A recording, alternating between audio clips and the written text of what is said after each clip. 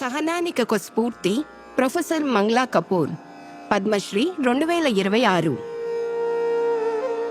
మంగ్లా పవిత్ర నగరమైన వారణాసిలో ఒక వ్యాపార కుటుంబంలో జన్మించింది. ఆమె బాల్యం ఆనందమయంగా సాగింది. కానీ 12 ఏళ్ల వయసులో ఆ ప్రశాంతత చెదిరిపోయింది. వ్యాపార సమస్యల కారణంగా బాలిక అయిన మంగళ యాసిడ్ దాడికి బలయింది. నేను 6 ఏళ్ల పాటు హాస్పిటల్లో ఉన్నా. మా అమ్మ నా కోసం పోరాడుతూనే ఉంది. నాన్న ప్రోత్సహిస్తూనే ఉన్నారు. నన్ను ఇంత దూరం ఇదే తీసుకువచ్చింది. వారి లాంటి తల్లిదండ్రులు దొరకడం చాలా అరుదు.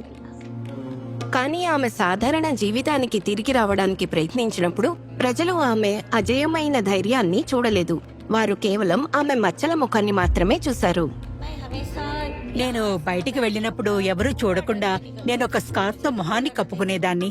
ఆమె ఆత్మవిశ్వాసాన్ని తిరిగి పొందడానికి ఆమె తల్లె ఆమెను హిందూ మహిళా సంగీత విద్యాలయంకు తీసుకువెళ్ళింది. అమ్మ వాళ్లతో ఈమెను సితార్ నేర్చుకోవడానికి తీసుకొచ్చానని చెప్పింది. వాళ్ళు పాడమని అడిగారు. నేను నా ముఖాన్ని కప్పుకున్న స్కార్ఫ్ తీయడం లేదు. మా అమ్మ నన్ను గట్టిగా కొట్టి అంది, ఈ స్కార్ఫ్ తీసేసి పాడు. నేను భజన పాడాను.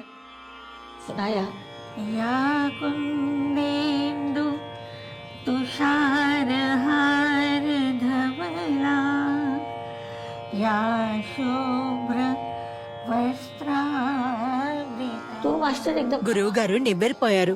ఆయన ఇక్కడ నేర్చుకున్న అమ్మాయి ఎవరు ఇంత బాగా పాడలేదు, ఈమెకి సితార్ ఎందుకు, బదులుగా పాడడం నేర్పించండి అన్నారు. ఈనాడు మంగళ తన తమ్ముడితో కలిసి రిటైర్డ్ జీవితాన్ని గడుపుతోంది. కానీ ఆమె సంగీతం నేర్పించడం మాత్రం కొనసాగిస్తోంది. తన సంస్థ ద్వారా దివ్యాంగ పిల్లల్లో ఆత్మవిశ్వాసాన్ని, ధైర్యాన్ని పెంచడానికి ఆమె అంకితభావంతో కృషి చేస్తున్నారు. ప్రొఫెసర్ మంగ్లా కపూర్, పద్మశ్రీ 2026. శతకోటి వందనాలు.